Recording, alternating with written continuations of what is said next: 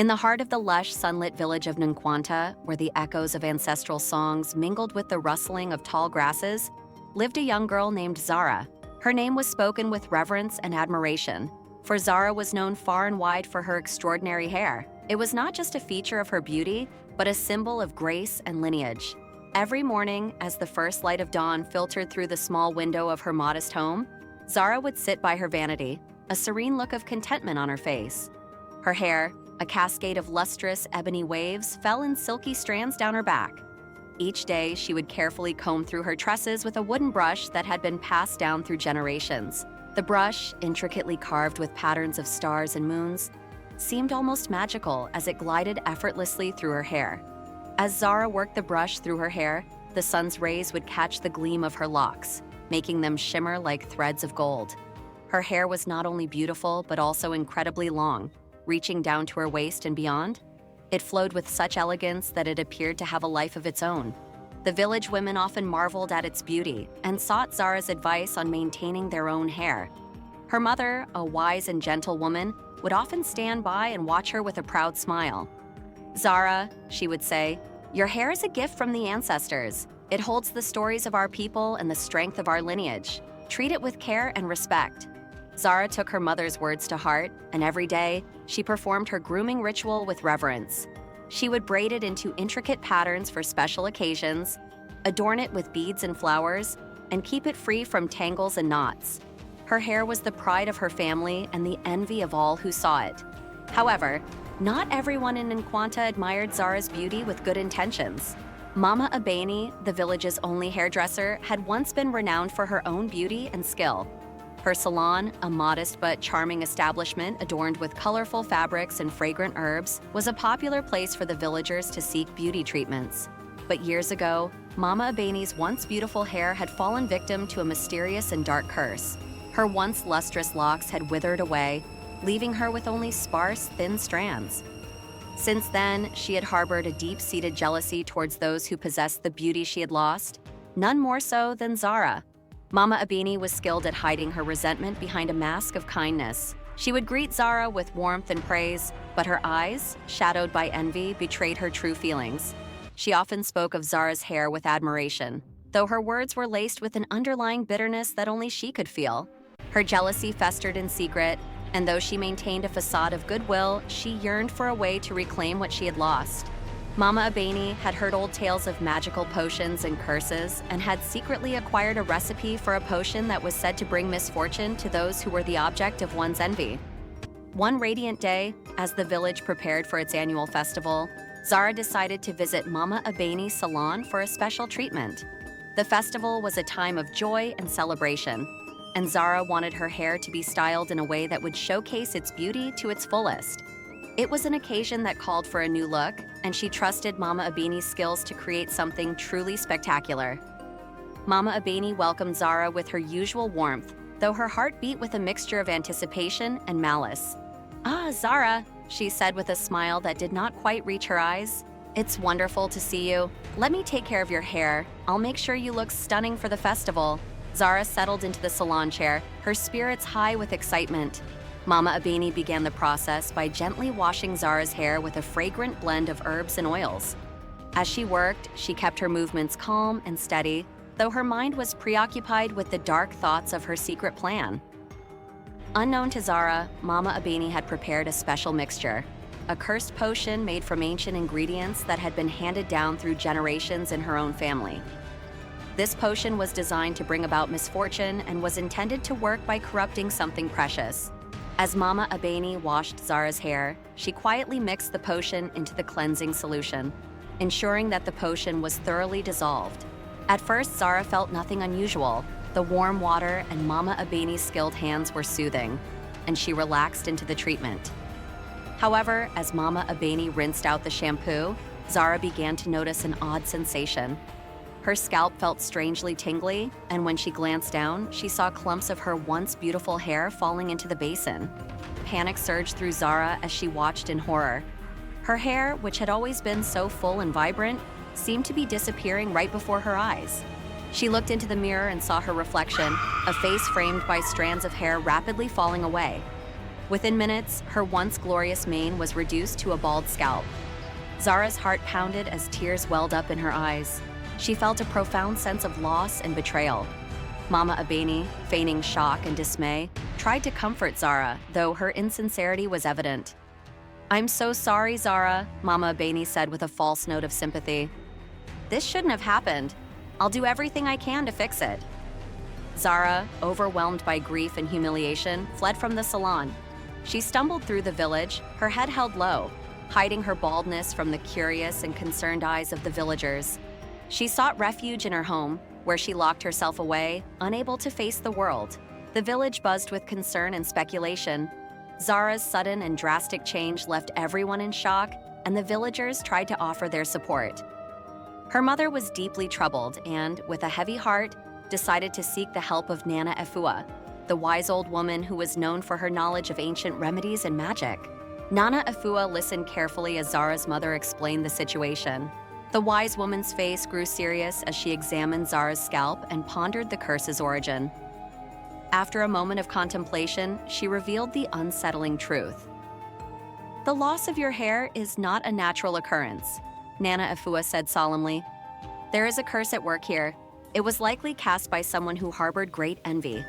To restore your hair, we must find the ingredients for a powerful antidote. This will require a journey to a distant and hidden forest, where rare and magical elements can be found." Zara, despite her grief, was determined to regain her hair and her pride.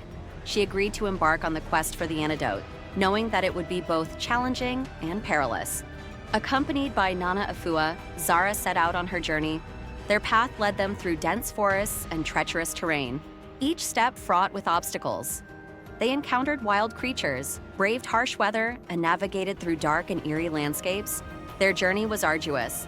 They crossed rivers swollen with rain, climbed steep, rocky hills, and traversed through dense undergrowth where the air was thick with humidity and the sounds of unseen creatures.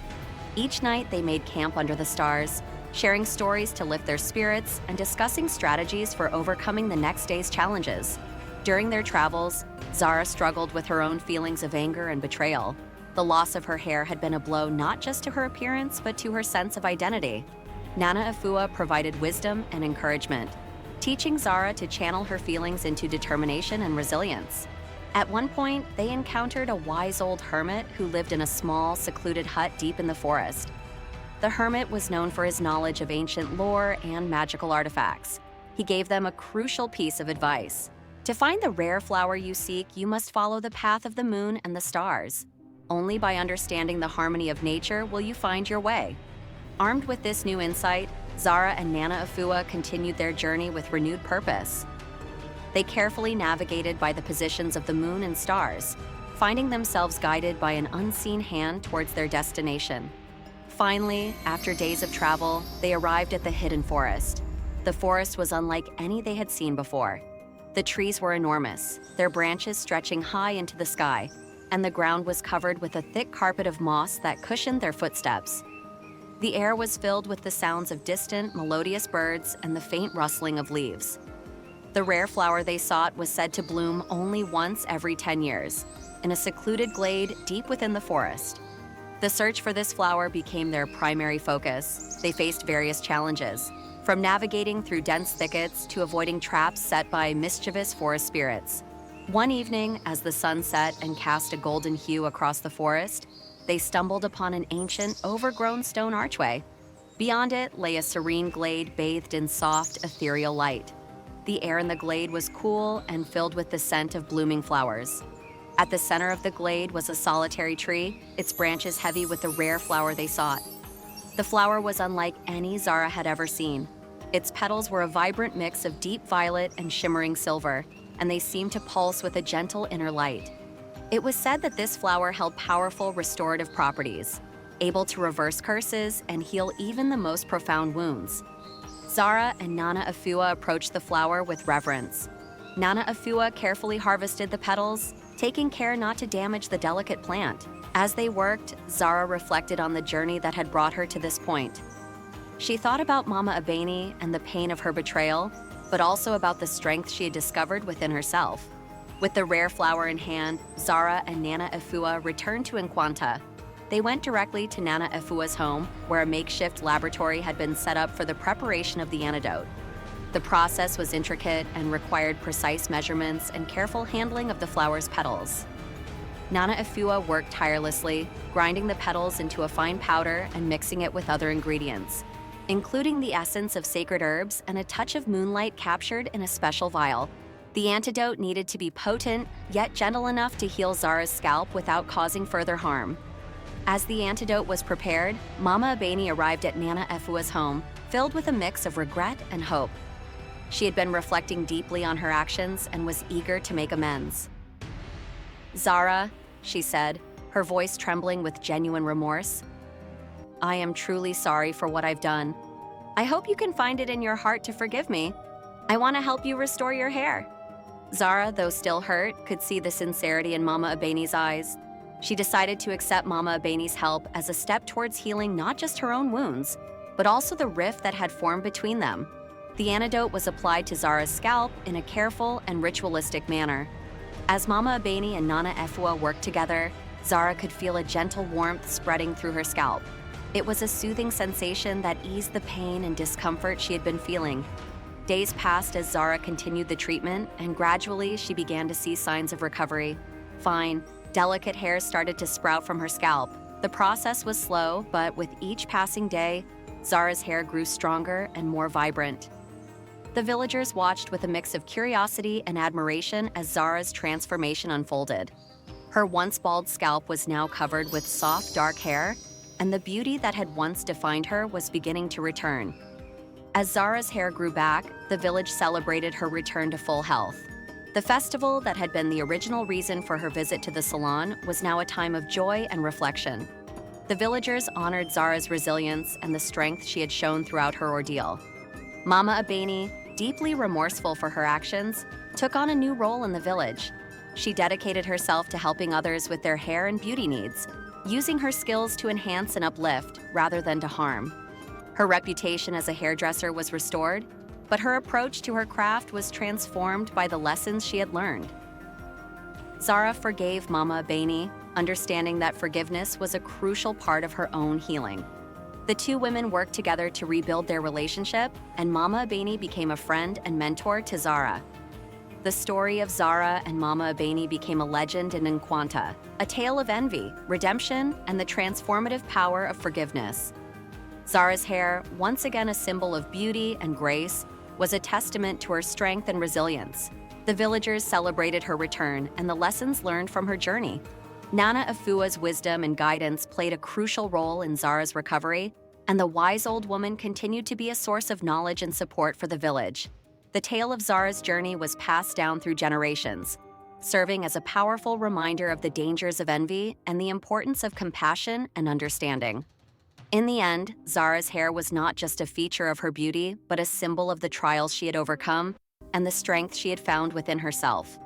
The village of Nkwanta, forever changed by the story, embraced the values of forgiveness and redemption, ensuring that the legacy of Zara's journey would endure for generations to come.